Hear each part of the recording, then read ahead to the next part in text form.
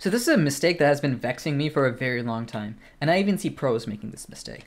The mistake here is not using your smokes properly in the CT side in the mid round, right? So people will be using their smokes on the CT side to delay in the mid round. So they might throw a smoke here, or they might throw a smoke here. And basically they're forcing the Ts to pause. The Ts can't go through this smoke, so it buys a little bit of time.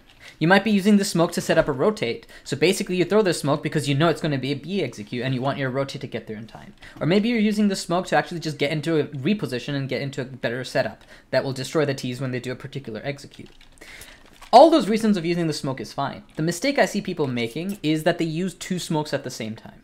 So what might happen is that there's a B player who's jiggling right here, right? And this B player sees someone and they just like dump a smoke.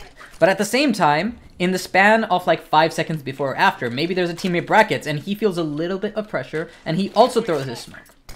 Now, a smoke lasts about 17 seconds, so that is two smokes used up in the same 17-second span, which basically means in the 2-minute round, the Ts have they have a huge advantage because you won't be able to chain smoke and delay Ts for even longer. Now, I also want you to understand from a team perspective, this is a really bad idea.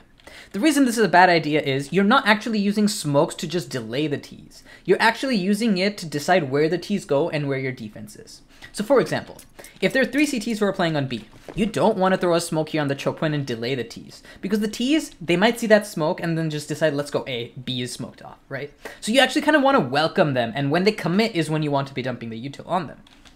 So in this case, it makes a lot more sense that the A players should be using their smokes to delay. So for example, there's an A player right here, and when you're setting up that rotate and that stack on B site, you're going to delay it right here.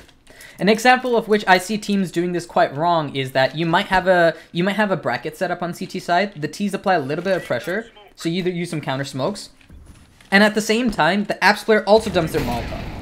And again, you're locking off all the choke points. On an individual perspective, this makes a lot of sense. But on a team perspective, you're essentially wasting util.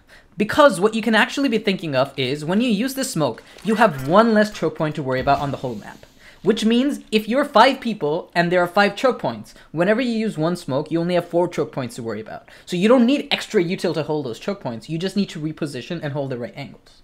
So I hope this helps you in understanding how to use your smokes correctly. Basically, unless you have a lot of pressure being applied on you, try to use your smokes in the mid round one after the other. Do not use them at the same time.